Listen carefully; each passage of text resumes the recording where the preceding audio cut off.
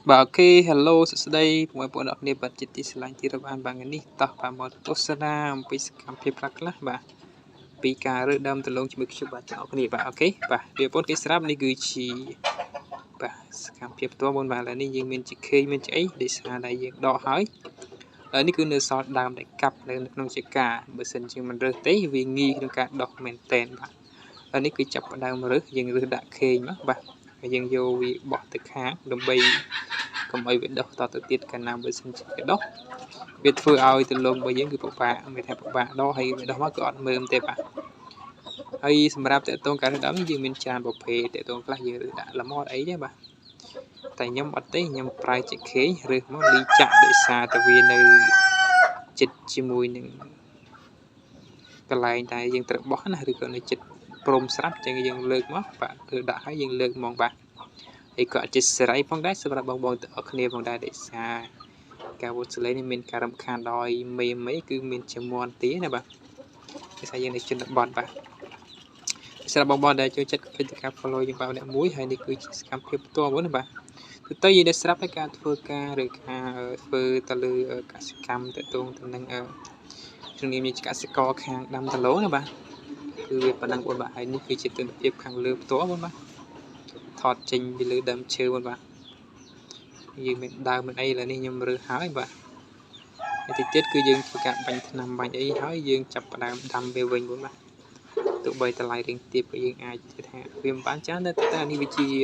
កបរបប្រចាំថ្ងៃរបស់យើងបងបាទនេះមួយមកទិសភាពចេញពីលើដើមឈើផ្ទាល់បងបាទពីមុននឹងស្រាប់ជាទូទៅក្នុងការរស់នៅក្នុងការធ្វើការក្នុងនាមជាកសិករគឺមានថាយើងបង្កើតតែយើងប្រមូលផលបាទតាមជាក់ស្ដែងណាបាទហើយដល់ពេលចេញពីជាការមកក៏ដើរត្រឡប់មកគេហដ្ឋានបាទឬផ្ទះយើងវិញបណ្ដុំទៅដោយបាទស្រូវទេសសារពេលនេះគឺស្រូវចាប់ផ្ដើមធ្វើខ្លួនមកបាទអញ្ចឹងទៅគឺស្គីលសង្ងាត់បាទចេញពីនោះមកយើងឆ្លងកាត់ជាមួយនឹងអូដូចសពរដងអញ្ចឹងទូទៅគឺខ្ញុំតែងតែថតបង្ហាញបងនេះបាទអានេះគឺឆ្លៀតបានមួយទឹកអូឬគេខ្លះហៅបន្លាយយើងមិននិយាយទៅបាទមិនឲ្យបានយូរទេបងប្អូនបាទតែពេលយើងវិញបានទុះវាអត់ចេញបាទលបងបាទមេធំបងបានប្រចាំទឹកហ្នឹងបងបាទគឺឆ្លើងបងបាទអញ្ចឹងទៅមិនបានទុះគឺឈប់មួយហើយបាទតែមានអារម្មណ៍ថាអត់មានថាយើងខ្លាចមែនតែពេលខ្លះឃើញទៅគួរខ្លាចណាបាទពេលខ្លះចាប់បើវាទៀនគឺយើងចាប់វាបានតែពេលដែលឃើញវាហើរក្នុងទឹកគួរខ្លាចរត់បាត់បាទនេះបងបាទ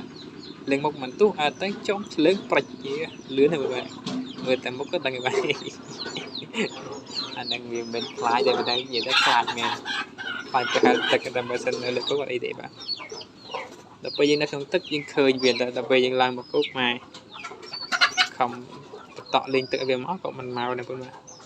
អានេះ style វាច្រើនបើសិនឆ្លើងច្រើនក៏យើងបន្តវាអញ្ចឹងវាចេញតែនេះសារឆ្លើងវាស្វល់មែនបងបាទដោយសារនេះមនុស្សលេងច្រើននឹងវាស្វល់ទៅវាអត់ងាយទេបាទគេថាលើកថាឥឡូវគឺសម័យទំនើបឆ្លើងអាប់ដេតទេមិនដូចមុនបានបងណា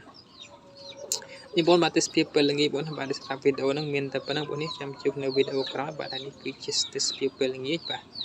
ទឹកឡើងបាទស្មាអូបងហើយសម្រាប់វីដេអូនេះមានតែប៉ុណ្ណឹងបងបាទជួបគ្នានៅវីដេអូក្រោយផងដែរអូខេបាទអរគុណច្រើនបាទកុំភ្លេចចុច join ម្នាក់មួយផងដែរបាទ